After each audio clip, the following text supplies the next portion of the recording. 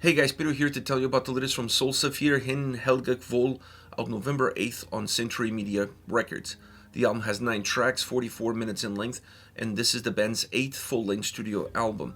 They are an Icelandic post-metal rock band. The design of the record is very fluid. It connects the songs extremely well. I actually thought that the nuances that allows the tracks on this record to just kind of move from one to the other, creating the right amount of breadcrumbs that you could see the connection between the tracks and making that connection very natural. I wouldn't say necessarily seamless, but very natural, adds to the overall design of the record. It adds to the fluidity of the album. It adds playability to the record, and it makes the album work as a whole. And I think that's extremely important for an album that has a lot of different influences when it comes to the sound. And the sound on this album is not uniform. It's not a record where the atmospheric side of the band dominates the experience. It's not a record where the black metal side of the band dominates the experience. It's not a record where the post-rock metal side of the band dominates the experience. It's an album where they took all of the things that have made the band sound great over the years, all of the elements that have become easily part of the band's DNA throughout their discography, and they brought them all into one single album. So you're going to get songs that have a huge black metal influence. You're going to have songs that have a post-metal, post-rock influence. You're going to have songs that are going to have a little bit more of that atmospheric sound that the band does so well. So it's going to be an album that has a lot of diversity of influences, which then impacts the diversity of the sound of the execution, and this makes the album feel very rich, sound very rich, but also be very textured, and allows for a lot of ebbs and flows, but always feeling like you're experiencing what Sólstafir is all about: the past, the present, and perhaps looking into the future. The other element of the sound that I think is extremely important for this record is the ability to create an album that sounds like a live record recorded in the studio. When you press play on this album, the band is playing in your living room. The band is playing in your room. The band is playing whatever it is that you're listening to it. It has this rugged sound to it. It feels very organic, very analog, not overly digitized, not overly simplified, not making the record overly polished, not really cleaning up the album. It just feels almost like every song was one take. It feels like something recorded in a jam session. And I think for a band like Sólstafir, that sort of live atmosphere plays perfectly into who they are as musicians and who they are as a band. And for this album, with all of those different influences, with all of those different dynamics, having that aspect of the sound that stays uniform from beginning to end also allows them to create diversity, but still keep the songs somewhat connected to one another, giving a sense of cohesiveness to the overall experience of the album. And this, to me, allows the guitars to perhaps be the one element that reigns supreme. This is an extremely rock and roll sounding record. And anytime you have a very rock and roll sounding record, you're going to have the guitars being that common denominator that brings that sound into the forefront. And this album has great guitar sound from beginning to end. I love all the different nuances, all the different textures, all the different sounds. Acoustic, heavier, black metal, driven, grimier, simpler, rock, arena. Like, there's so many different sound experiences that the guitars offer throughout this album. It's a complete buffet of guitar sounds and textures that make this album really be a guitar-centric record and be a guitar-focused album. And this also adds to that raw, live rock and roll experience that the production offers. Everything ties in together: the overall idea, the influences, the sound, the guitars being the main focal point. All of these things work as one. The other element of the sound that I want to mention is the drums, because I felt like the drums really complemented the experience extremely well. Not overpowering, a subtle experience in the back end that helps morph and helps shape the experience of the individual songs, depending on what the atmosphere, depending on what the influences are all about. I enjoyed tremendously the drum sound, even though it wasn't as dominant as the guitars, but they were dominant enough in a very subtle way that allows you to see the warmth that they give and how much more robust the overall experience is.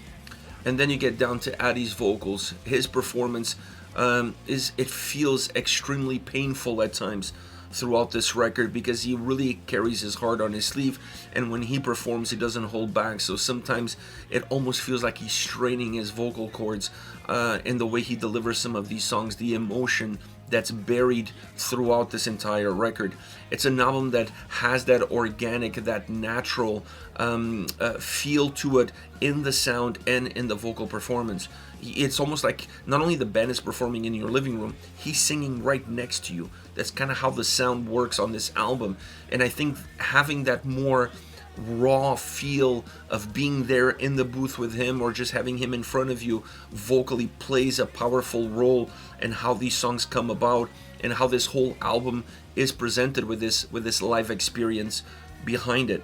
And when you start to add all of these pieces, what you end up is with a perfect puzzle. To me, this is my favorite Sólstafir record. It's one of those albums that it's not too much of anything. It gives you different ideas, it gives you different perspectives, it gives you different vibes, different emotions. It has different sounds. It doesn't become repetitive. It doesn't overburden the listener. It doesn't take you down intricate paths. You don't lose yourself in the experience. You're rather connected with the experience. And I think this is the first time a Sólstafir record, at least recently, has had this impact on me.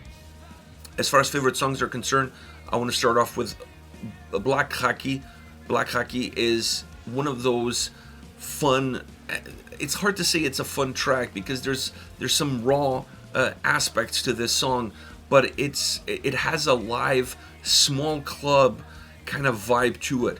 There's some warmth in that delivery that gives you that sense of being in close quarters and being in almost surrounded in a very tight space. The song has kind of that vibe, that feel, in the way the sound is presented, in the way the sound comes across, but the drums really help create a little bit more warmth behind it.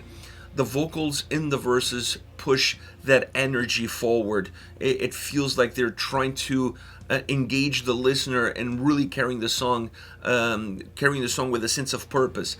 Then when you get into the chorus, the song becomes almost a little bit more of a punk rock song with a lot of punk elements, but also a lot of hooks. It's a very hooky song. The chorus is easy to remember, it's easy to sing along, and that really allows the track to become more memorable all around. It always had a little bit of a punk vibe, but I think it becomes a little bit more developed once you get into that chorus.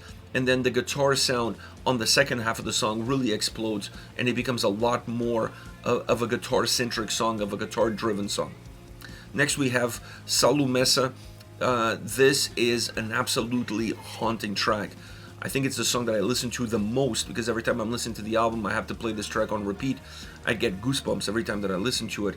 It starts off as a very haunting, atmospheric track with a beautiful sound, a beautiful essence to that sound, and then you have the vocals coming in and really pulling at your heartstrings, really pulling emotion from within you.